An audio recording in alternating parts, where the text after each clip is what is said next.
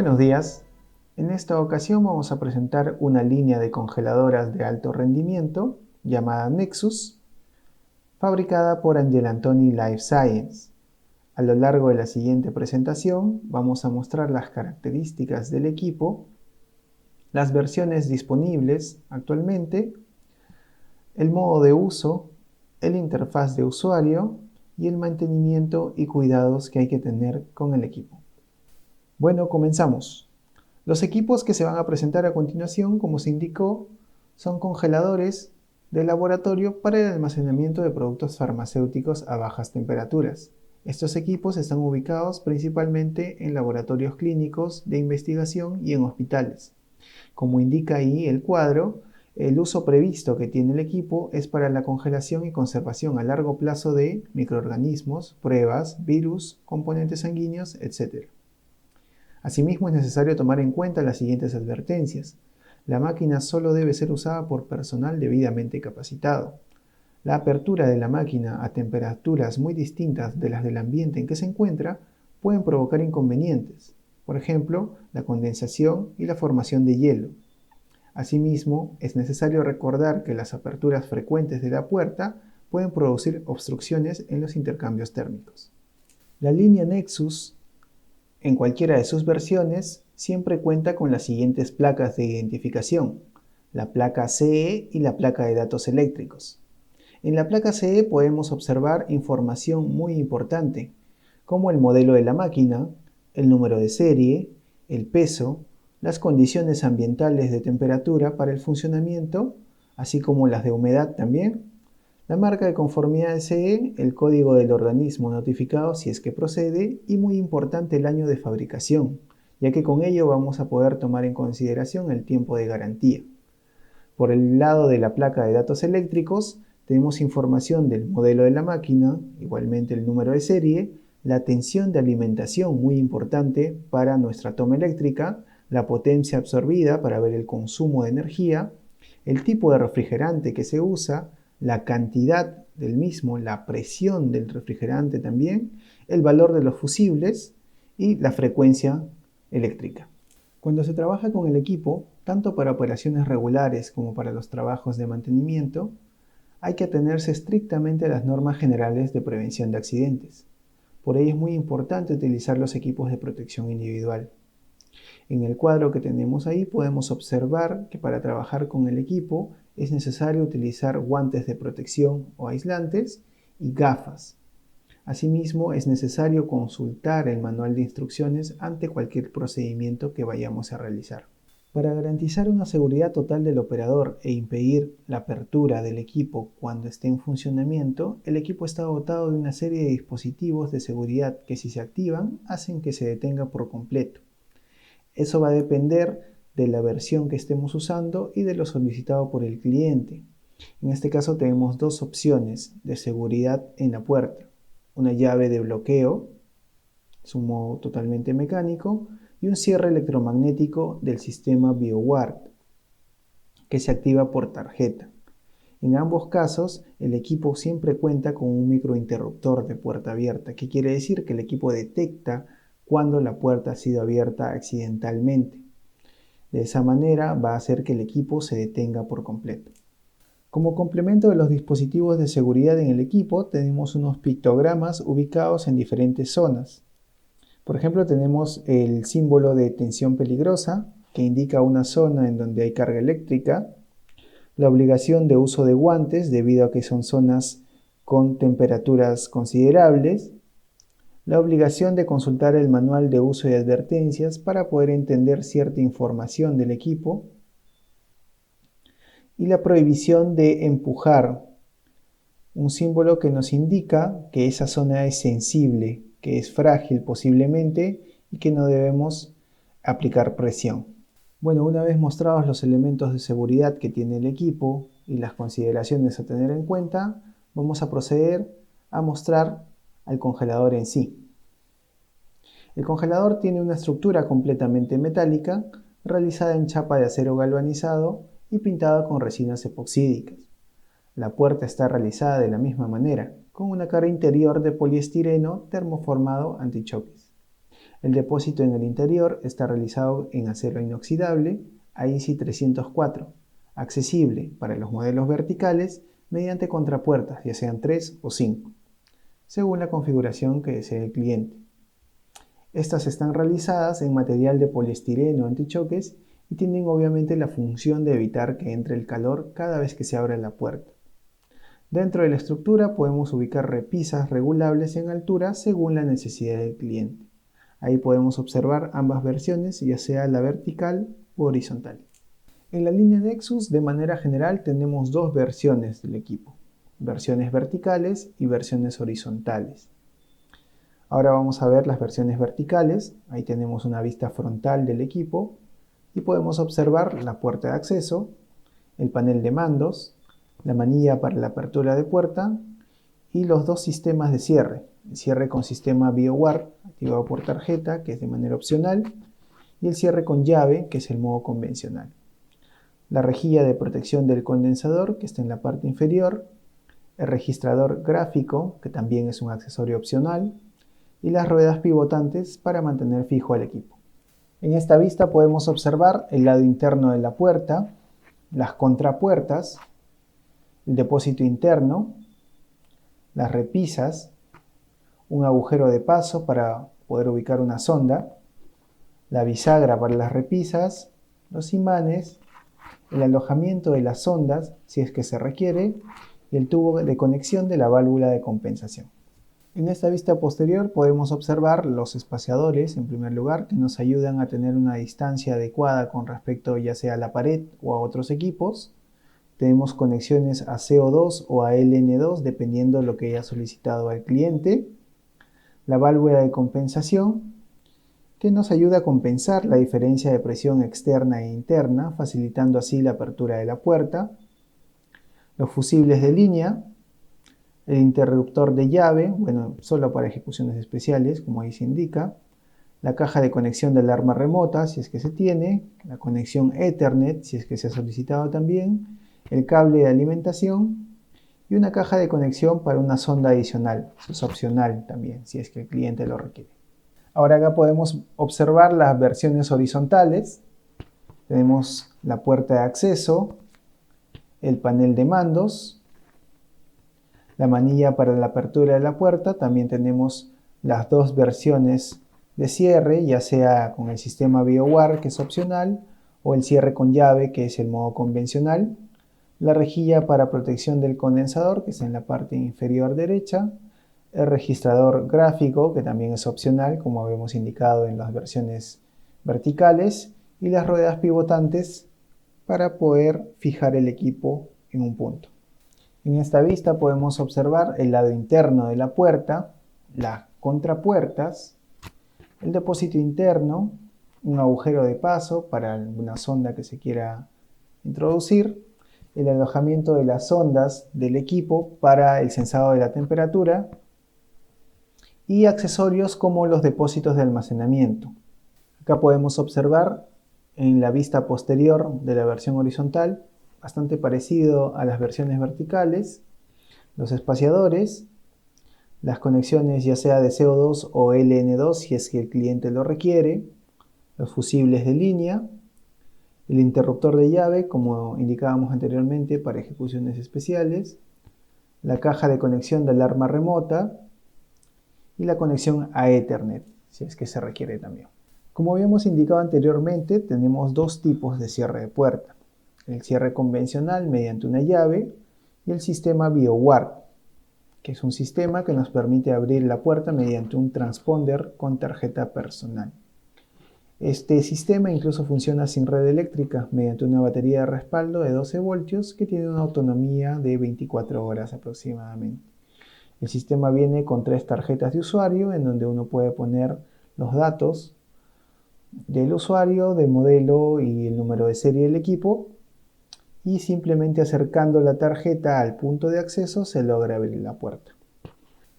Así como habíamos indicado anteriormente que tenemos el sistema BioWare como sistema opcional para el cierre de puerta, tenemos otros componentes opcionales. En este cuadro podemos observar las diferentes versiones, ya sean horizontales o verticales, de la serie Nexus y los diferentes componentes opcionales que son compatibles con estos equipos. Tenemos registrador gráfico con estilete, el mismo sistema BioWard. Tenemos accesorios como la repisa de acero inoxidable o un cajón telescópico. También tenemos kit para refrigeración auxiliar, ya sea por CO2 o LN2, dependiendo de lo que requiere el cliente. Una sonda PT100 adicional. Y en esta parte viene lo interesante, tenemos módulos 3G, Ethernet o Wi-Fi, cualquiera de las tres opciones para comunicación con ALS Cloud, que es un sistema de sondeo remoto del equipo. Ya vamos a explicar más adelante. Anteriormente habíamos indicado que de modo general en la línea Nexus tenemos dos versiones de equipos, versiones verticales y versiones horizontales. En el siguiente cuadro podemos observar que también tenemos modelos por versiones. Tenemos modelos horizontales como el Nexus H y Nexus SH y modelos verticales como la Nexus V y Nexus SV. La diferencia principal entre los modelos que tienen H y V y los SH y SV es el intervalo de temperatura. Mientras que en los modelos H y V es de -40 a -80, en los modelos SH y SV es de -20 a -43. También la diferencia radica en el gas refrigerante usado. En los modelos H y V tenemos R404A y en los modelos SH y SV R452A. Por otro lado tenemos otro número de identificación. Por ejemplo, en los modelos H tenemos 110, 370, 550 y 720. En los modelos V tenemos 340, 530, 520 y 810. Estos números nos permiten tener una idea aproximada del volumen útil que tiene el equipo. Por ejemplo, si tenemos una Nexus SV340, sabemos que su rango de temperatura es de -20 a -43, que el gas refrigerante puede ser el R452A y que la carga volumétrica o el volumen útil, según la data técnica, es aproximadamente 322 litros. De esta manera nosotros podemos identificar información dependiendo del modelo del equipo, ya sea una Nexus H110, Nexus Slim V520, ya vamos a poder tener una idea de las características del equipo. En este cuadro también podemos observar información adicional como la corriente máxima absorbida, la disipación térmica, el consumo energético, la humedad de almacenamiento y transporte, etc. Por otro lado, en este cuadro podemos observar las características de la estructura según el modelo, ya sea en versión horizontal o vertical.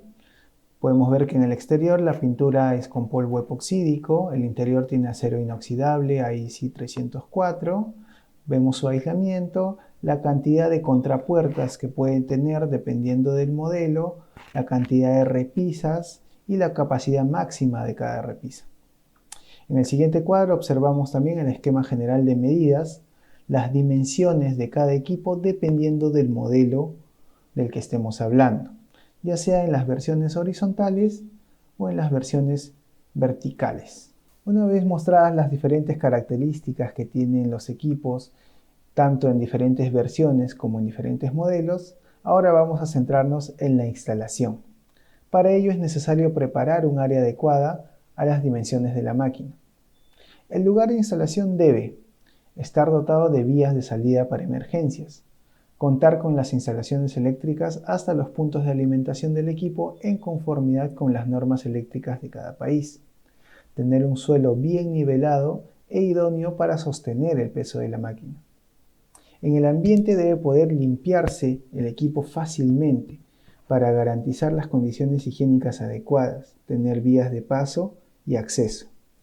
Si vamos a contar con un sistema de refrigeración auxiliar LN2 o CO2, el ambiente debe estar bien ventilado para evitar acumulaciones de anhídrido carbónico. El ambiente en el que el equipo debe ser instalado debe ser un ambiente interno, protegido de los agentes atmosféricos como lluvia, granizo, nieve, niebla, polvos suspendidos, polvos combustibles, etc. No debe ser un ambiente clasificado, sino protegido de agentes agresivos como vapores corrosivos o fuentes de calor excesivo. En el siguiente cuadro podemos ver las condiciones ambientales admitidas. La temperatura ambiente, por ejemplo, debe ser entre 10 y 32 grados centígrados. La humedad relativa máxima debe estar entre 30 y 80% y la iluminación debe ser aproximadamente 200 lux. Eso a cargo del cliente, obviamente. Es necesario tomar en consideración que esta máquina no debe funcionar en locales clasificados como ambientes con atmósfera explosiva o con riesgo de incendios. Ahora vamos a ver el tema de las conexiones. Para la puesta en funcionamiento del equipo debe garantizarse las conexiones en las redes locales, una conexión eléctrica incluida la conexión de la puesta a tierra, conforme a las normas vigentes en el país. Acá tenemos una advertencia que nos indica que si la máquina ha sido almacenada en un local con una temperatura ambiente inferior a los 20 grados centígrados, es necesario dejarla por un periodo de 24 horas a una temperatura ambiente de más de 20 grados centígrados. ¿Sí? Bueno, en cuanto a la conexión eléctrica, es necesario tomar en consideración lo siguiente. No debemos tocar la máquina con manos o pies mojados. No debemos ubicar el equipo en suelos que normalmente estén mojados. No se deben usar extensiones, regletas ni adaptadores. Se debe usar el cable que viene de fábrica para la conexión directa a la toma de energía. Asimismo, no se debe tirar el cable de alimentación para desconectarlo de la red. El equipo se debe alimentar con una tensión de red del valor especificado en la placa de datos eléctricos situada en el equipo, como habíamos mostrado anteriormente. Adicionalmente, debemos tener en consideración que el cable de alimentación no debe estar aplastado en ningún punto y debe conservarse en buenas condiciones. El enchufe debe ser siempre de fácil acceso para permitir su desconexión en caso de emergencia. Bueno, una vez ya vista la conexión eléctrica, ahora vamos a ver la conexión a red. Como habíamos explicado anteriormente, por defecto el equipo cuenta con una conexión a la red Ethernet. Como vemos en la imagen, con el rótulo A tenemos un puerto Ethernet con el que podemos conectar el equipo a una red. ¿Sí? Adicionalmente y de manera opcional tenemos también la conexión a la red Wi-Fi o a la red 3G. Eso nos permite conectarnos a ALS Cloud, que es un sistema remoto de monitoreo del equipo. Ya lo vamos a explicar más adelante. Finalmente tenemos la conexión con sonda, que eso es opcional. Podemos introducir una sonda en el equipo para tener una lectura de la temperatura, pero ello ya depende del cliente. Como habíamos indicado anteriormente, el equipo puede venir con un kit de refrigeración auxiliar mediante LN2 o CO2, dependiendo de lo que solicite el cliente. Es importante informar que todo el sistema de suministro y la conexión es a cargo del cliente. ¿Sí? En el cuadro podemos ver a grosso modo los equipos necesarios, una llave de 17 milímetros y las herramientas a cargo del cliente dependiendo de la conexión que se va a realizar, y el equipo de protección personal que se recomienda, que son guantes de seguridad y gafas. Si el congelador va a venir dotado con ese sistema de refrigeración auxiliar, es necesario que el local esté ventilado para evitar acumulaciones excesivas de anhídrido carbónico, que es peligroso si se respira en cantidades excesivas.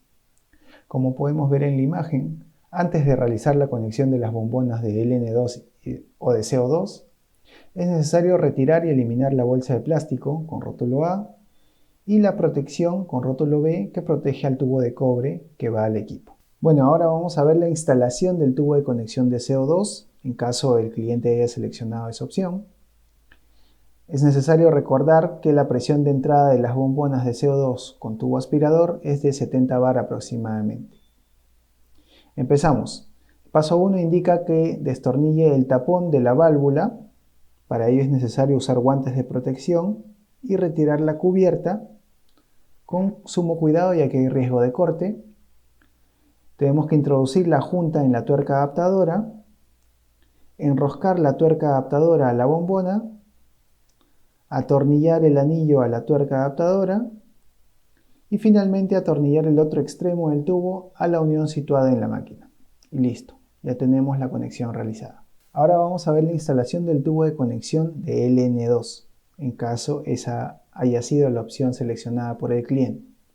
Es importante saber que el límite de funcionamiento de la válvula LN2 es aproximadamente 0.2 bar. Entonces procedemos. Es un poco más sencillo que la conexión de CO2, pero también es necesario tomar en cuenta que esa instalación debe ser realizada por personal especializado. ¿Sí? Se desentornilla el tapón de la válvula y se atornilla el otro extremo del tubo en la unión situada en la máquina. Y listo. Hay que tener bastante cuidado y utilizar el equipo de protección adecuado. Bueno, una vez que ya hemos visto la parte física del equipo, todos los componentes externos e internos, vamos a proceder a ver el interfaz de usuario, cómo nosotros podemos configurar el equipo. Para ello, en primer lugar, vamos a ver el panel de la pantalla de mandos. Es una pantalla TFT de 7 pulgadas con resolución de 800 x 480 píxeles. Es un panel táctil. De serie cuenta con una micro SD de 4 GB que va censando el equipo cada 30 segundos y tiene una capacidad de memoria de aproximadamente 10 años. Hay un puerto USB en la parte lateral para la transferencia de datos de registro térmico, la configuración de dispositivos conectados y la actualización de firmware. Este panel está preparado para la conexión a las tarjetas del controlador y a los módulos bridge de conectividad Ethernet, Wi-Fi y 3G hacia la nube ALS. Como habíamos comentado anteriormente, se puede conectar al ALS Cloud, que es un sistema de monitoreo remoto del equipo. El panel también cuenta con un zumbador.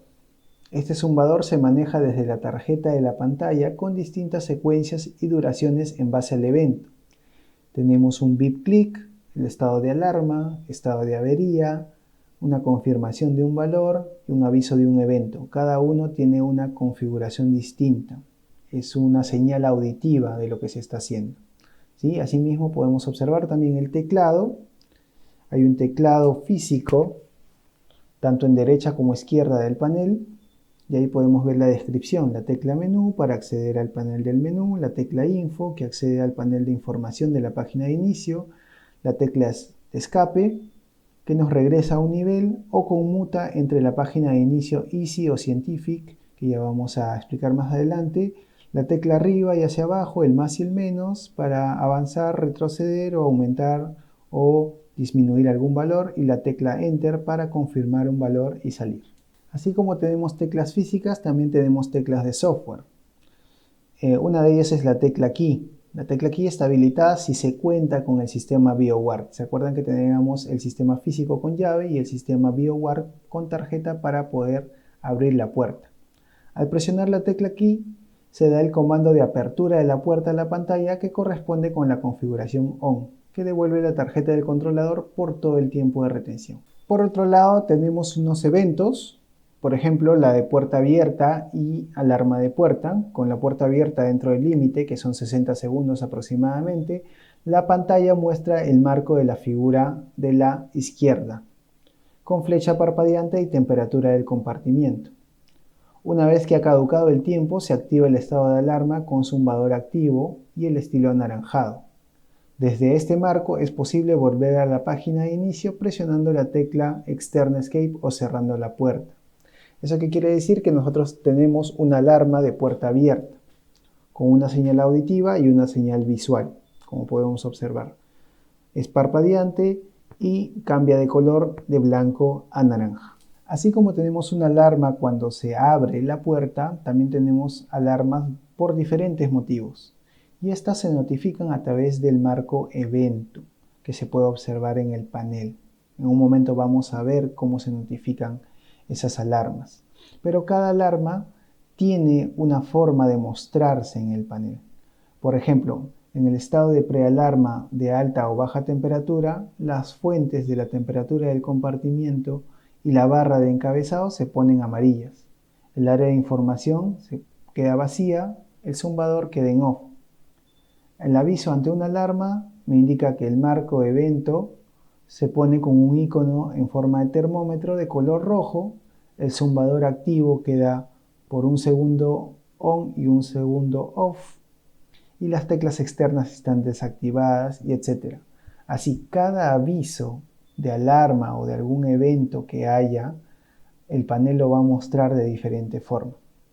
Entonces, en el siguiente cuadro vamos a ver cómo es que se notifica ello. Acá podemos observar gráficamente, ya de un modo más claro, cómo es que se notifican los eventos en el panel. En primer lugar vemos la prealarma de alta o baja temperatura, vemos ahí el valor de la temperatura y los colores que se muestran en naranja. En la alarma de temperatura detectada me sale un termómetro de color naranja, de temperatura alta en curso de color rojo, de baja temperatura en curso de color azul o celeste. Si hay una avería detectada, tengo un icono de una llave. El estado de avería activo, me sale un icono dentro del panel debajo del nombre del laboratorio. Y si hay un aviso de un evento solucionado pero no visualizado, tengo ahí un icono de un sobrecito que me indica que debo revisar qué es lo que ha pasado con el equipo. Y así, de manera gráfica, me muestra el panel de mando qué es lo que ocurre con el equipo. Bueno, y así como tenemos las alarmas, también tenemos las advertencias. Las advertencias representan las discrepancias no registradas en la lista de eventos. Su visualización ocupa toda la pantalla con un icono en el centro, la cadena descriptiva y el zumbador activo. En caso de advertencias contemporáneas, estas aparecen de modo cíclico, con 4 segundos de persistencia cada uno. Al presionar el área de la pantalla se cancela el marco de advertencia, se silencia el zumbador y vuelve a la página de inicio. Si el evento o los eventos de advertencia no se resuelven, vuelven a aparecer a las 8 a.m. del día siguiente. Así es. En este caso, bien, podemos observar los iconos que nos muestran qué es lo que está pasando con el equipo, ¿no? La advertencia. Tenemos ahí un tema de conexión, que hay un problema con el módulo bridge, que no hay batería en el panel, que hay un tema con la temperatura, con la alimentación inclusive, una especie de rayo ahí a la derecha, que me indica que el voltaje de alimentación no es suficiente, problema con la tarjeta SD y etc.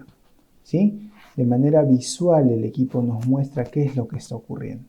Bueno, ahora cuando trabajamos con el panel táctil tenemos dos tipos de configuración, ¿sí? La Easy y la Scientific.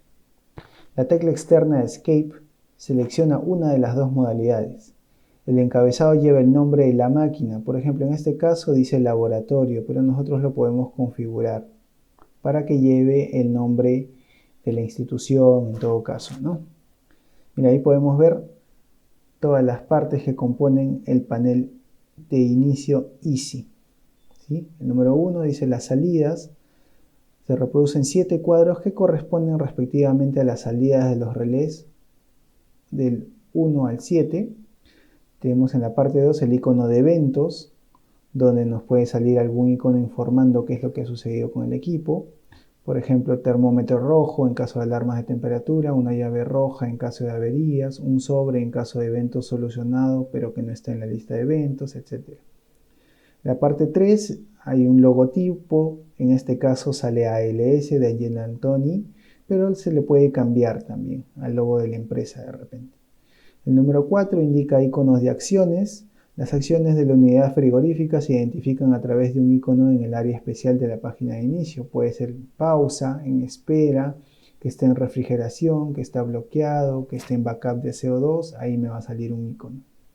Número 5 tenemos hora y fecha.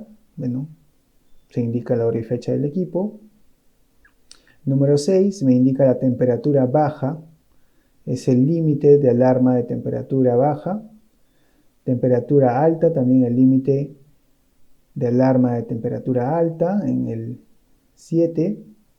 En el 8 el valor de ajuste, que se indica la temperatura del valor de ajuste operativo. En el 9 la temperatura del evaporador.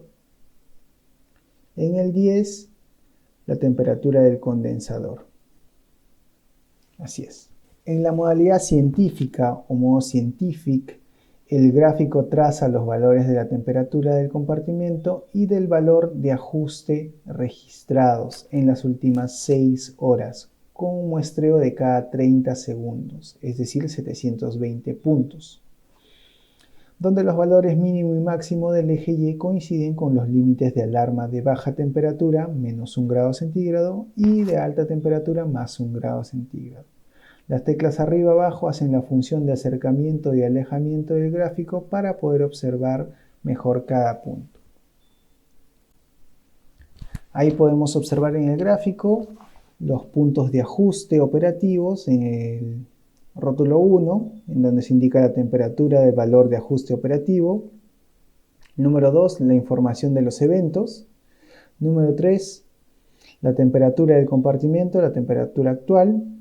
Número 4, las indicaciones de acciones que habíamos visto en el panel Easy, que pueden ser pausa, espera, refrigeración, bloqueo, backup de CO2, etc. Y finalmente en el número 5, la fecha y hora.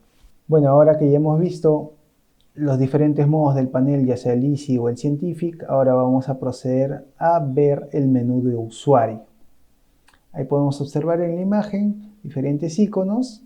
Empezamos por el 1, que es Standby. Si presionamos de forma prolongada, vamos a apagar el dispositivo. El número 2 es el valor de ajuste, con el cual accedes al panel de configuración de la temperatura del compartimiento. Número 3 son los límites. Es la configuración de los límites de la alarma de temperatura. Número 4, el modo ecológico o Eco Mode, es para el ahorro energético. Y el número 5, la configuración, para acceder al menú de configuración del equipo. Bueno, empezamos por el primero. Vamos a encender el equipo. Para encender la pantalla de mandos tenemos que hacer lo siguiente: presionamos por 3 segundos la tecla de encendido para activar la fase de puesta en marcha. En caso hayamos recién encendido el equipo. Introducimos la contraseña, que no es 0, debemos haber configurado previamente una contraseña para la seguridad del equipo, y de ahí le damos Enter. Si todo está bien, si la contraseña es la correcta, el equipo se enciende y nos va a mostrar el panel que vemos en la parte de abajo. Ahora, si queremos poner el equipo en Standby o apagarlo, lo que vamos a hacer es presionar la tecla de Standby por 2 segundos, luego colocar la contraseña diferente de 0 que ya hemos configurado previamente, y de esa manera se apaga el equipo. Ahora vamos a ver la configuración del valor de ajuste. Presionando el icono de valor de ajuste aparece el marco de configuración del ajuste de temperatura. Así es. Cuando la página se abre, se representa el valor de ajuste actual. Las teclas arriba abajo modifican el valor de ajuste. Hacia arriba incrementamos, hacia abajo disminuimos. El nuevo valor se guarda mediante la presión de la tecla externa Enter. Acuérdense de eso, se tiene que presionar la tecla Enter para confirmar el cambio. ¿Sí? Las etiquetas On-Off representan respectivamente los valores de conexión y desconexión del compresor. ¿Sí? ¿Qué quiere decir? Que por ejemplo en lo que estamos observando tenemos 19.8 menos 19.8.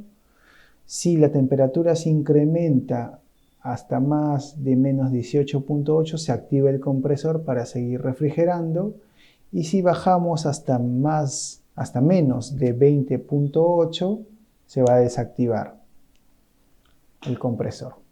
¿Sí? Ahí también podemos observar con los rótulos 1, 2, 3, 4 y 5 los botones con los que podemos trabajar.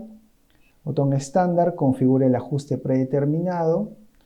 El Min configura el valor mínimo configurable para el ajuste. El Max configura el valor máximo configurable para el ajuste. El actual recupera el ajuste en curso.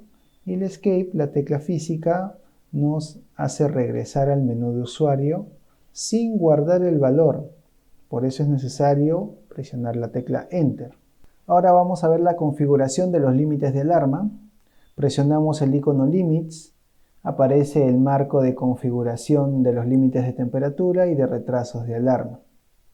¿Sí? Vemos ahí el cuadro con los diferentes rótulos del 1 al 7. Con las teclas arriba, abajo, más y menos, vamos a incrementar o disminuir los valores del punto seleccionado. Con el número 2, con estándar, configuramos el valor predeterminado. Con absoluto, la temperatura, acuérdense, siempre absoluta. El valor calculado aparece debajo del título del panel, en este caso menos 23, menos 16.5.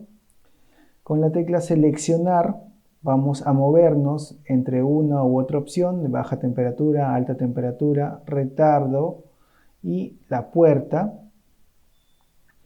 Con el actual modificado recuperamos el valor en curso o el preconfigurado. Con la tecla escape nos volvemos al menú de usuario sin guardar la configuración y con la tecla Enter igual volvemos al menú de usuario pero guardando la nueva configuración. Ahora vemos la descripción del menú de configuración. Ahí tenemos 3 puntos. El primero es la fecha y hora. Podemos configurar la fecha y hora del equipo. El segundo es el cloud, con el que accedemos a la configuración de red según el tipo de módulo bridge conectado, como habíamos indicado, Ethernet, Wi-Fi o 3G. Para acceder, bueno, necesitamos obviamente la contraseña admin que se nos da cuando se solicita el servicio, ¿no? Y el número 3, que es la contraseña, donde nosotros podemos configurar los usuarios con las contraseñas respectivas para poder acceder a las diferentes opciones que tiene el equipo. Empezamos con la configuración de fecha y hora, presionamos el icono de fecha y hora y presenta el panel de configuración. Cuando la página se abre aparecen los valores actuales. La tecla seleccionar activa la rotación del valor que hay que configurar. Las teclas externas arriba, abajo, más y menos incrementan o decrementan el valor seleccionado. Las nuevas fechas y horas se guardan mediante la presión de la tecla Enter con solicitud de confirmación, obviamente. Ahora vamos a ver el acceso a la nube, en este caso mediante el bridge Ethernet. Si entramos al punto de configuración, por defecto tenemos el DHCP en ON activado, pero dependiendo de cómo es nuestro sistema y cómo lo vamos a configurar, podemos ponerlo en OFF. Un punto importante es el server redirect. Tiene ya la dirección del servidor remoto por defecto, pero si queremos hacer alguna configuración, algún cambio, también lo podemos hacer. ¿Sí? Si queremos poner también las diferentes direcciones IPs, las podemos hacer presionando cada punto y con el teclado numérico que ahí se muestra, ¿no? Con el rótulo 3. Ahí nos vamos moviendo y configuramos la IP de nuestra máquina. Una vez que hemos configurado nuestro sistema, en caso sea el DHCP en ON o en OFF y hayamos configurado las diferentes direcciones IPs, vamos a proceder a realizar las pruebas de red. ¿Cómo hacemos ello? Presionando la tecla Info por 3 segundos y verificamos nuestra conexión. Ahora vamos a ver el acceso a la nube a través del bridge Wi-Fi. Es bastante similar a la opción anterior. Vamos a ubicar la red a la que nos queremos conectar y ponemos la contraseña respectiva. Con respecto al server redirect es lo mismo, tiene la dirección del servidor remoto ya por defecto, así que la dejamos tal cual.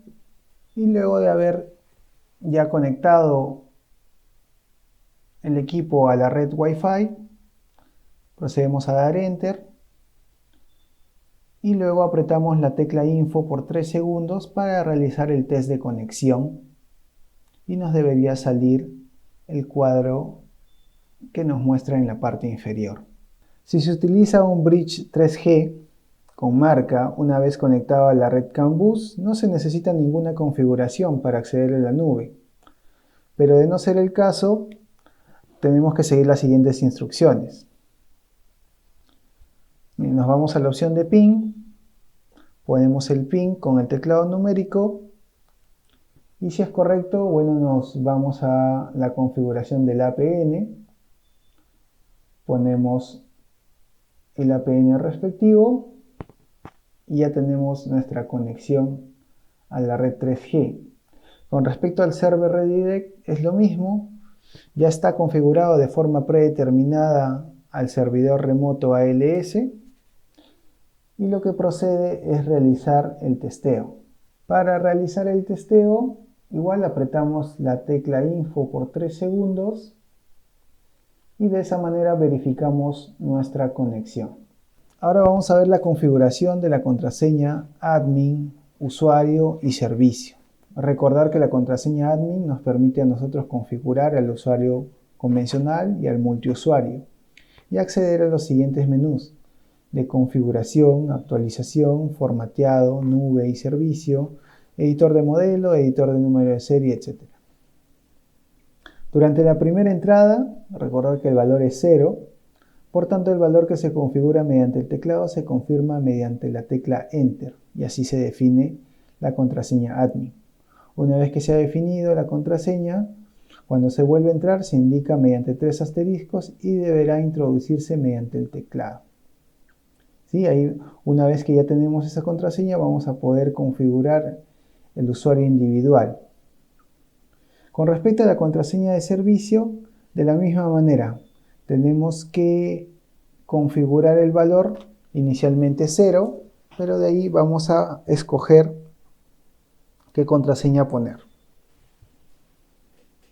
Ahí podemos observar en la imagen que tenemos las opciones de seleccionar para irnos moviendo en los diferentes tipos de usuario. La tecla Escape nos retorna sin guardar las contraseñas, pero la tecla Enter nos guarda las contraseñas configuradas. Tras haber configurado correctamente la contraseña admin, mediante la tecla seleccionar, póngase en la posición de contraseña múltiple y presione la tecla Enter que presenta la tabla de usuarios. ¿Eso qué quiere decir? Que nosotros podemos configurar cierta cantidad de usuarios con contraseñas específicas para saber quiénes han accedido al equipo. ¿Sí? Como podemos observar ahí, las cadenas grises indican campos no configurados y si son verdes, los campos configurados. Haga clic en cualquiera de los campos para configurar la contraseña del usuario y asociar el nombre del usuario. A partir de ahora, la pantalla presenta el marco de registro de usuario con el teclado alfanumérico y la contraseña de 5 cifras que hay que configurar, resaltada de color verde, en el rótulo A. Una vez que se ha configurado la contraseña numérica, haga clic en la cadena Free User ID, cancelando la misma con la tecla roja y modifique el nombre de usuario que hay que asociar a la contraseña, con el rótulo B. En esta posición el teclado habilita todas las teclas alfanuméricas. Al terminar, confirme con la tecla Enter y la pantalla vuelve a la tabla de usuarios actualizada con el último registro. Como indicado, nosotros podemos tener una relación de usuarios con unas contraseñas específicas para saber quiénes acceden al equipo y en qué momento. Como indicaba, nosotros podemos tener un registro de accesos. Cuando presionamos el icono de registro de accesos en el menú de usuario, se visualiza la lista de accesos de los últimos 32 eventos. Como podemos ver en la figura de la derecha, tenemos un registro de todos los usuarios que han ingresado y las acciones que han tomado. Por ejemplo, han apagado, se ha hecho un cambio de ajuste, un cambio de parámetros, un formateado de parámetros de red, la apertura de puerta, el cambio de límite de alta temperatura, una violación y un encendido. ¿Sí? De esta manera nosotros podemos monitorear y tener un registro de qué ha hecho cada uno de los usuarios del equipo. En el siguiente cuadro que estamos mostrando, vemos la asociación de icono con la acción. ¿Sí? Es un cuadro relativamente extenso en donde vamos a asociar qué es lo que ha hecho cada usuario dependiendo del icono que se muestre en el registro de eventos. ¿Sí? Apagado, encendido, una modificación del valor de ajuste, modificación del límite alta y baja, incluso modificación de contraseñas, formateado, modificación de parámetros, modificación del modelo y de la serie del equipo, todo queda registrado. Pero recuerden que se registran los últimos 32 eventos. Bueno, una vez teniendo en cuenta todo lo aprendido, vamos a proceder a realizar la primera puesta en marcha del equipo. ¿Sí? En primer lugar, tenemos que verificar que se haya efectuado la conexión eléctrica del equipo para poder encenderlo. Es necesario tomar en cuenta que si la máquina ha sido almacenada en un local con una temperatura ambiente inferior a los 20 grados centígrados, es necesario dejarla por un periodo de 24 horas a una temperatura ambiente de más de 20 grados centígrados. ¿Sí? Para realizar este procedimiento necesitamos un equipo de protección que son los guantes y tenemos que realizar el encendido apretando la pantalla táctil por 3 segundos. De esa manera encendemos el equipo por primera vez. Y si durante nuestra primera puesta en marcha el equipo está dotado con un registrador gráfico, dependiendo de lo que haya solicitado el cliente, tenemos que realizar lo siguiente. Abrimos la puerta del registrador gráfico usando la llave específica que se suministra, levantamos la varilla con el estilete y retiramos la protección de plástico de la punta que escribe, teniendo cuidado de no tocar la punta del estilete con los dedos. Luego colocamos con cuidado la barra con el estilete en su posición original. Con la punta del estilete como referencia verificamos que el papel para diagramas esté colocado correctamente en el día y la hora actuales. De lo contrario, empujamos por un lado el tope, como se indica en la flecha, y giramos hasta colocar el tope del mismo en posición perpendicular con respecto al papel para diagramas. Giramos el papel manualmente hasta colocarlo en el día y la hora actuales. Finalmente cerramos con llave la puerta del registrador gráfico.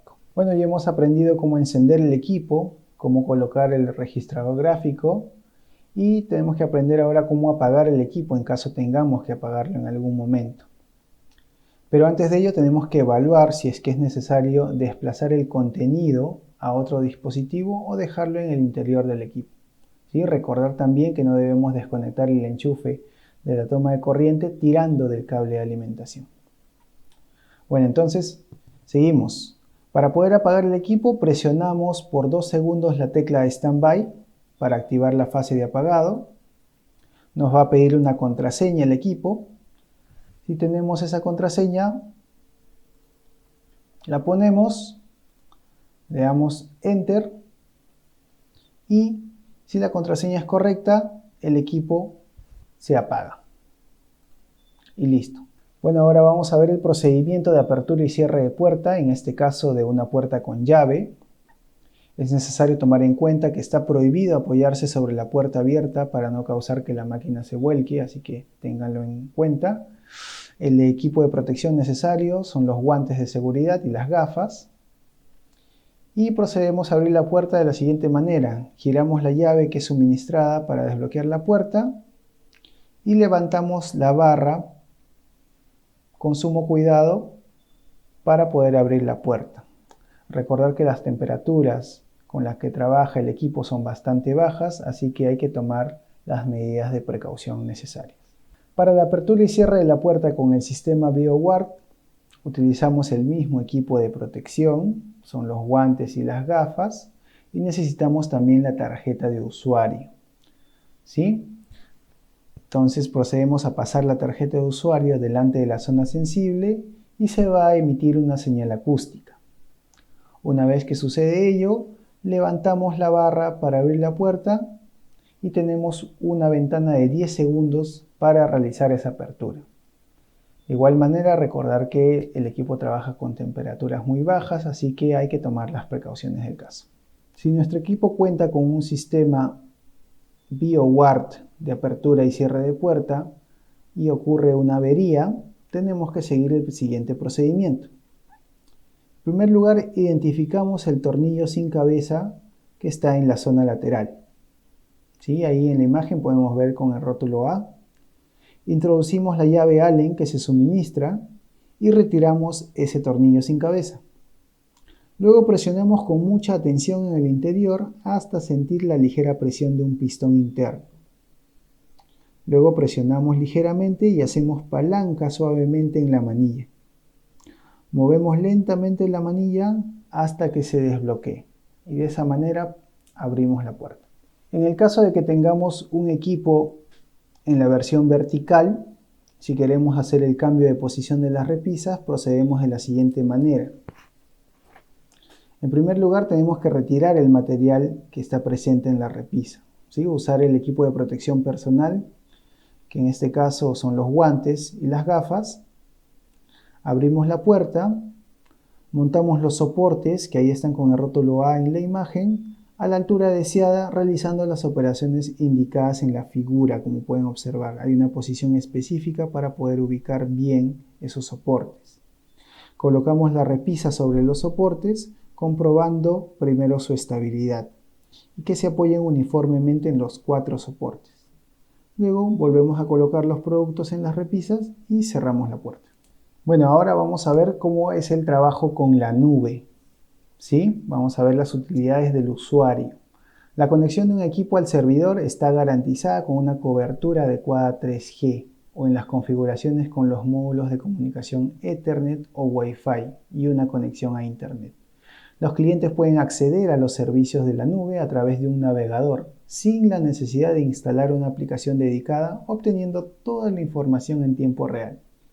La interfaz de la unidad frigorífica es sostenible y portátil. Los beneficios que tiene para el usuario son los siguientes. En primer lugar, nos redirige a un sitio predefinible, que quiere decir que tenemos una dirección específica a dónde ir. Accedemos a un historial gráfico, tenemos el manual también del frigorífico a la mano, podemos leer el estado del dispositivo, tenemos la temperatura del compartimiento actualizada cada 30 segundos, podemos configurar el ajuste de temperatura, podemos leer la lista de eventos y también podemos acceder al menú de servicio, claro, con credenciales especiales. Cuando usamos la nube, el software del equipo genera un informe que puede enviarse en las siguientes modalidades de usuario. Un envío automático del informe gráfico semanal mediante correo electrónico y un aviso de las alarmas y averías también mediante correo electrónico. Asimismo, tenemos un gráfico en tiempo real que se actualiza cada 30 segundos. De esa forma podemos saber cómo va cambiando la temperatura en el equipo. También podemos descargar los datos en archivos CSV compatible con Excel. Tenemos la función de acercamiento del gráfico en nuestro dispositivo y podemos seleccionar un periodo determinado en donde queremos observar ese cambio de temperatura. Bueno, ya hemos mostrado las utilidades para el usuario. Ahora vamos a mostrar las utilidades para el servicio. Podemos acceder a una lista de variables en tiempo real, leer y escribir los parámetros, acceder a la modificación de un informe, acceder a la lista de accesos, visualizar la temperatura del compartimiento actualizado cada 30 segundos, igual que en el usuario, realizar la actualización de firmware, leer los tickets de servicio y bueno, volver al menú usuario, ¿no? Una vez que ya hayamos accedido a todas las opciones del menú servicio. Como podemos ver, trabajar con la nube nos permite tener información en cualquier momento y de manera sencilla, ¿sí? En resumen, la nube nos proporciona los siguientes servicios: temperatura de conservación en tiempo real, la modificación del valor de ajuste, gráficos de los historiales y tiempo real, consulta de la lista de eventos, aviso de los eventos mediante correo electrónico, acceso a los manuales de uso, correo electrónico con informe del gráfico semanal en PDF, lectura de variables en tiempo real, lectura de los parámetros, informe de las unidades activas y exportación en PDF del gráfico del historial. Como pueden ver, es bastante información de manera práctica y rápida en cualquier momento. Cuando accedemos a la nube, podemos ver un menú inicial, como vemos en la imagen. La estructura de la nube es jerárquica. Si se accede como usuario, a la izquierda aparece un árbol de navegación que representa la estructura con la que están agrupados los dispositivos. El menú no tiene un límite al número de niveles o ramas que puede tener. Cada usuario puede visualizar solamente las ramas del árbol y relativos frigoríficos que están debajo al que le pertenece. Esto permite crear subunidades de la propia empresa. De esta manera podemos nosotros organizar a los usuarios de nuestros equipos para que tengan el acceso a lo que realmente van a ver. Nosotros podemos trabajar en función de grupos, usuarios y de funciones para poder organizar a los diferentes miembros de la empresa que van a utilizar el equipo. Los grupos son sustancialmente ramas del menú del árbol de la aplicación y representan de hecho a las secciones en las que se subdivide la propia estructura. La gestión de usuarios permite que un usuario defina a otros usuarios, además de los datos de acceso y a una dirección de correo electrónico. Para los posibles avisos es posible elegir el idioma, el grupo y las funciones. Así es, de esta manera nosotros podemos organizar a los usuarios de nuestros equipos para tener una mayor eficiencia en el uso. Como se dijo anteriormente, nosotros para poder acceder a la nube es necesario seguir un proceso bastante sencillo. Tenemos una dirección específica que es www.alscloud.it y una vez que accedemos a esa página web se nos pide un usuario y una contraseña y con ello podemos ingresar al sistema en cualquier momento que tengamos una conexión a internet. En esta imagen podemos ver cómo se presenta el software para nosotros poder censar el equipo, para poder monitorearlo. La representación de las páginas web se adaptan en función de la resolución de la pantalla del ordenador, tablet, teléfono inteligente, etc., lo que se tenga que usar. Elija el nivel de pertenencia y seleccione el dispositivo. Así es. Dependiendo del dispositivo, vamos a tener una presentación que se ajuste al tipo de pantalla y, a grosso modo, podemos ver en la imagen cómo son las opciones que tenemos para poder revisar el equipo. En esta imagen nosotros podemos ver los servicios que nos brinda el uso de la nube. Podemos visualizar la temperatura del compartimiento en relación con la última muestra, fecha y hora de la última muestra disponible. Podemos acceder a los gráficos, podemos configurar un nuevo ajuste de temperatura, acceder a los manuales de la unidad frigorífica, accedemos a la lista de eventos, tenemos acceso a la información sobre el dispositivo conectado y también podemos acceder al menú de servicio, si es que se cuenta con la autorización. Si vamos a visualizar los gráficos, acá tenemos una imagen referencial en donde podemos observar el número de serie del modelo, podemos configurar la fecha de inicio, configurar la fecha final, podemos ir actualizando, exportamos en formato CSV compatible con Excel para poder ver toda la información en la computadora. Tenemos una leyenda de qué es lo que se está viendo, los colores y la configuración de la gráfica. Tenemos un selector de la amplitud del eje X para ir viendo el rango de horas en que vamos a evaluar las temperaturas y también la selección de las sondas que queremos configurar. Así como podíamos acceder en el panel del equipo a una lista de eventos, igual podemos hacer en la nube. Las alertas se notifican a la dirección de correo electrónico declarada e indicada en la lista de eventos, a la que se puede acceder con un clic sobre el icono del sobre. En la primera columna de la izquierda se indica la descripción de la alerta, en la siguiente la fecha y la hora de inicio del evento, y en la columna de la derecha la fecha y hora de cierre del evento. En la modalidad de resolución para smartphone, el inicio del evento está marcado por una bolita roja y el cierre por una bolita verde. De esta manera podemos tener acceso a todo lo que ocurre con nuestro equipo en tiempo real. Bueno, ahora vamos a ver el mantenimiento del equipo. Y en primer lugar tenemos que tener en cuenta que las operaciones de mantenimiento se deben realizar exclusivamente por personal calificado y autorizado. Antes de cualquier mantenimiento debemos desconectar la máquina de la red eléctrica. ¿Sí? Tenemos que seguir las instrucciones del manual que nos indica lo siguiente. Para un mantenimiento correcto, utilicemos exclusivamente piezas y repuestos originales y herramientas adecuadas en buen estado. Tenemos que respetar las frecuencias de intervención que se indican en el manual para el mantenimiento programado. Un mantenimiento preventivo correcto requiere una atención constante y la vigilancia continua del equipo. La eliminación de las posibles causas de anomalías o funcionamiento defectuoso evita daños adicionales a los aparatos y garantiza la seguridad de los operadores.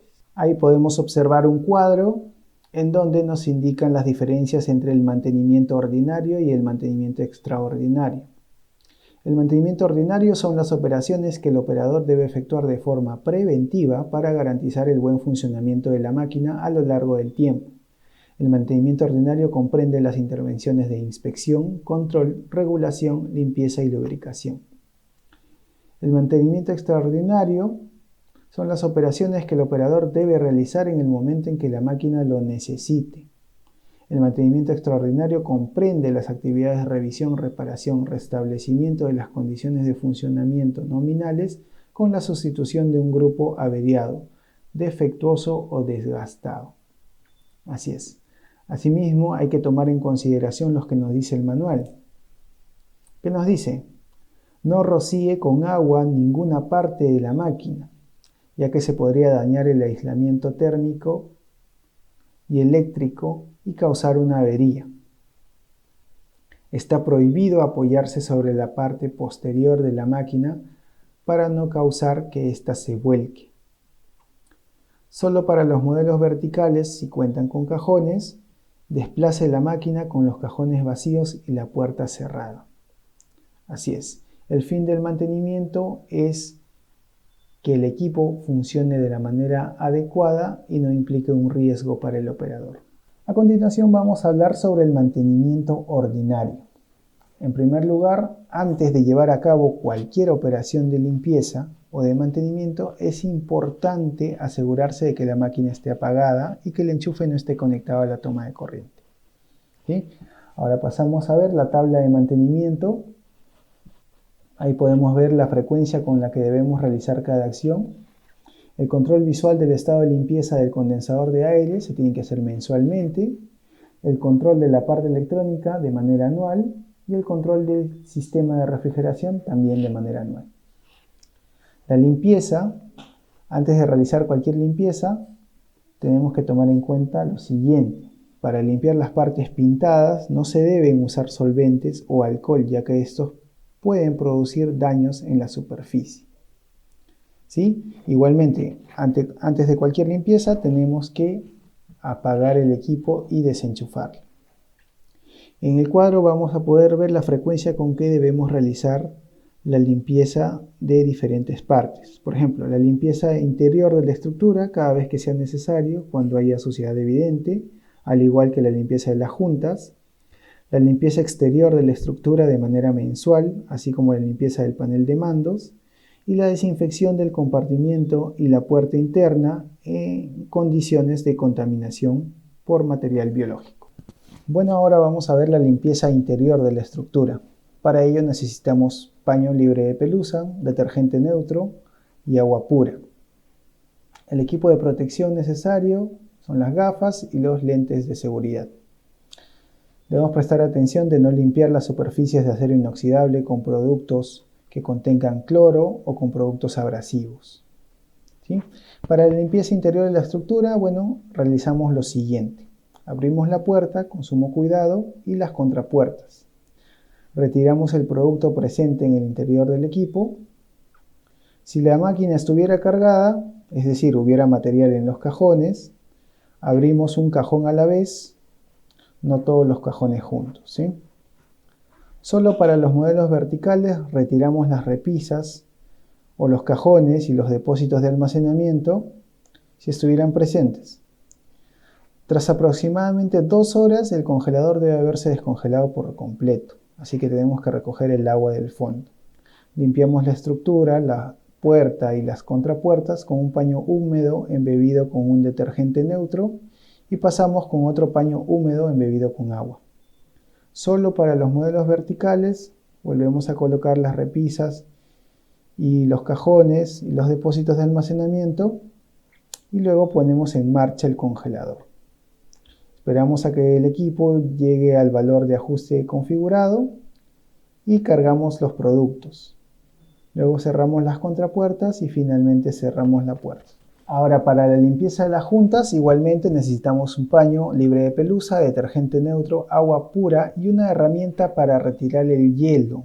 Una herramienta de preferencia que no sea o que no genere rayaduras. Hay que tener bastante cuidado, de preferencia de plástico, ¿sí? Para retirar con sumo cuidado el hielo que pueda encontrarse en las zonas de las juntas. Y el equipo de protección, bueno, las gafas y los guantes. Recordar que no debemos limpiar las superficies de acero inoxidable con productos que tengan cloro o con productos abrasivos. También es necesario tomar en cuenta que la suciedad de las juntas afecta el rendimiento del equipo, obviamente. Bueno, entonces procedemos a limpiar las juntas, abrimos la puerta y la contrapuerta. Si se forma hielo en las juntas, debido al funcionamiento normal de la máquina, retire el hielo utilizando una herramienta adecuada, de preferencia de plástico, que no genere rayaduras o que pueda dañar las juntas. Limpiamos las juntas con un paño humedecido con detergente neutro y pasamos otro paño solo con agua. Finalmente cerramos las contrapuertas y cerramos las puertas. Acá un aviso de atención nos indica que no intentemos nunca despegar el hielo con las manos porque podríamos quemarnos a causa de la baja temperatura, obviamente. Así es. Así tengamos guantes, no lo intentemos, siempre con la herramienta necesaria. Ahora procedemos a realizar la desinfección del compartimiento y la puerta interna.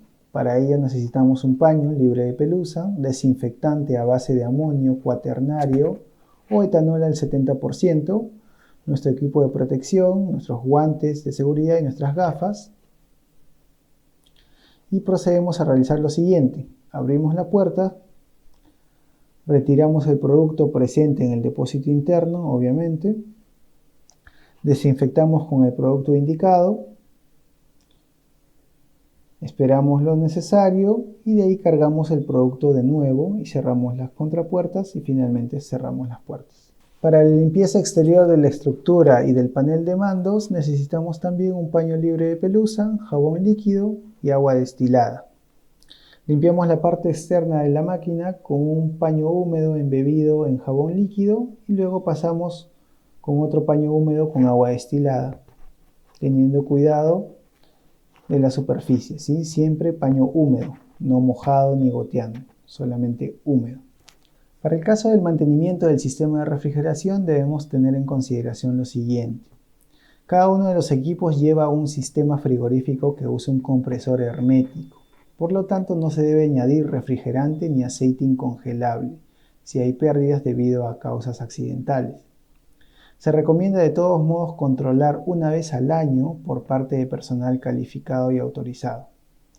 El control del estado de limpieza del condensador de aire se debe realizar un control visual a través de la rejilla acondicionada del estado de limpieza del condensador de aire. Si el condensador de aire necesita limpieza, se debe realizar por personal especializado. Con respecto al mantenimiento de la parte eléctrica electrónica, debemos tener en consideración lo siguiente.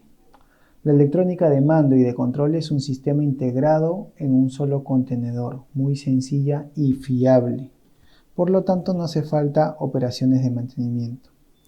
De todos modos, se recomienda controlarlo una vez al año por parte de personal electricista calificado y autorizado para evaluar el funcionamiento del sistema de alarma y la linealidad de la temperatura que se visualiza.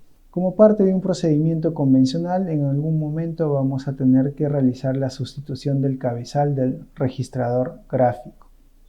Para ello necesitamos la llave del registrador y un estilete nuevo, así como nuestras gafas y nuestros guantes de seguridad. Bueno, en primer lugar abrimos la puerta del registrador. Levantamos la barra con el estilete procurando no tocarlo con los dedos. Sujetamos firmemente la varilla y sacamos el estilete que debe cambiar tirando hacia abajo. Instalamos el estilete nuevo del mismo color y de la misma longitud, teniendo cuidado de retirar la protección de plástico. Colocamos con cuidado la varilla con el estilete en su posición original y finalmente cerramos la puerta del registrador con llave. Asimismo, Es posible también que tengamos que cambiar en algún momento la pila del registrador gráfico.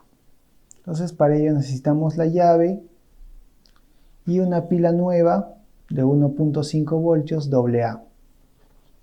Abrimos la puerta del registrador usando la llave, levantamos la barra con el estilete procurando no tocarlo con los dedos, levantamos el papel para diagrama sin quitarlo, sustituimos la pila agotada por una nueva, luego volvemos a colocar el papel para diagramas, colocamos con cuidado la barra con el estilete en su posición original y finalmente cerramos la puerta. Ahora vamos a proceder a mostrar los procedimientos de un mantenimiento extraordinario. Las intervenciones que no están comprendidas entre las indicadas en el mantenimiento ordinario deben considerarse intervenciones de mantenimiento extraordinario. Si se producen eventos excepcionales que requieren intervenciones de mantenimiento extraordinario, se deben llevar a cabo los siguientes procedimientos. Verificar el estado de los grupos dañados o desincronizados. Realizar las operaciones que se describen en el apartado de mantenimiento extraordinario. Si las operaciones que hay que realizar no están contempladas en este manual, se tiene que enviar al fabricante un informe de los hechos acontecidos, el resultado de la inspección y las posibles observaciones. Por ejemplo, acá tenemos el procedimiento de limpieza del condensador de aire. Para ello necesitamos un destornillador, un aspirador con escobillas de cerdas suaves y nuestro equipo de protección, que son las gafas y los guantes. Es necesario prestar atención al rótulo de atención que indica que hay partes cortantes que pueden entrar en contacto con el operador durante las operaciones de limpieza normales. Por ello es necesario usar la vestimenta de protección adecuada. Listo, procedemos entonces a destornillar el tornillo V mostrado en la foto. Extraemos la rejilla tirándola hacia sí con la ayuda de un destornillador u otra herramienta no abrasiva como se indica en la foto. Y pongamos atención en no hacer caer la rejilla. Luego limpiamos el condensador que está alojado detrás de la rejilla con sumo cuidado y finalmente volvemos a colocar la tapa. Bueno, ahora vamos a ver la sustitución de fusibles. Para ello necesitamos un destornillador plano y obviamente unos fusibles nuevos según las características del manual de usuario y de la data técnica.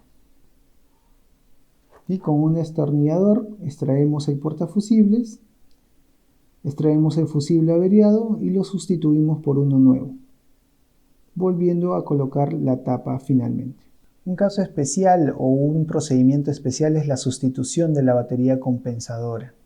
¿Sí? El aparato puede estar dotado de las siguientes baterías compensadoras. La del sistema BioWare, que es 7.5 amperios, o la del sistema de CO2 o LN2 que es de 12 amperios. ¿Sí? Los controles y las sustituciones de las baterías compensadoras deben ser efectuadas únicamente por personal especializado. Se recomienda controlar la o las baterías cada año y sustituir estas baterías cada 3 años. Para el procedimiento necesitamos un destornillador y una batería nueva con las mismas características. ¿Sí? Entonces procedemos a destornillar los tornillos V1, como se muestra en la figura del panel lateral. Destornillamos el tornillo V2, extraemos la abrazadera de sujeción y la batería, desconectamos los bornes del cable rojo y del cable negro con sumo cuidado, y luego procedemos a introducir la batería nueva. Y del mismo tipo o de la misma forma que hemos realizado el procedimiento, debemos tener cuidado con la polaridad de las conexiones. Cable rojo R para conectar al borne R1 y el cable negro N para conectar al borne N1.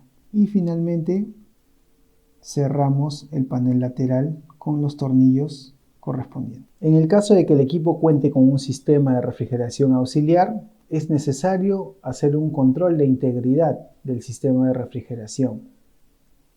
Cuando se termine el CO2 y haya que sustituir las bombonas, Es necesario comprobar el estado de integridad de la boquilla C y del tubo de conexión A, como se ve en la figura. Si la boquilla está deteriorada, por ejemplo, se ha formado alguna grieta, se ha consumido excesivamente la capa de cobre, etc., es necesario sustituir el tubo de la conexión A. Vamos a sustituir siempre el tubo de conexión cuando se hayan sustituido 3 veces las bombonas del CO2. El tubo de conexión puede soportar una presión de hasta 100 bares. Para sustituir el tubo de conexión en las bombonas realizamos lo siguiente. Destornillamos la boca B, desenroscamos la tuerca adaptadora D y atornillamos el extremo del tubo A a la unión situada en la máquina. En caso querramos pedir al fabricante el tubo de conexión, podemos utilizar la frase tubo de conexión de CO2 especificando el modelo y el número de matrícula del aparato. Finalmente, en caso tengamos algunos inconvenientes que no se han podido describir anteriormente, tenemos acá un cuadro en donde nos muestra las situaciones más comunes que se pueden presentar con el equipo, sus posibles causas y su solución. Por ejemplo, tenemos el problema de que la máquina no se pone en marcha, puede haber una falla de tensión de red, o el enchufe de alimentación no está conectado a la toma eléctrica, o incluso por causas diferentes, tenemos que verificar la alimentación eléctrica, ver el enchufe si hay alguna falla, y si en caso no sea ninguno de esos inconvenientes, es necesario ya llamar a la asistencia técnica. Asimismo tenemos otro inconveniente que acá podemos ver, el aparato no alcanza la temperatura configurada, puede haber error de configuración, o hay un material demasiado húmedo en el compartimiento, hay anomalías en el sistema de regulación, de repente no está funcionando bien el sistema refrigerante, el condensador está obstruido. Ante cualquier eventualidad, ahí nos muestra en el cuadro una solución. Y si el tema ya es demasiado crítico, es necesario llamar al servicio técnico y al personal capacitado para poder buscar una solución al problema. Bueno, eso es todo. Espero que les haya servido la información que se ha podido compartir para poder usar el equipo de manera correcta y aprovechar al máximo todas sus características. Gracias.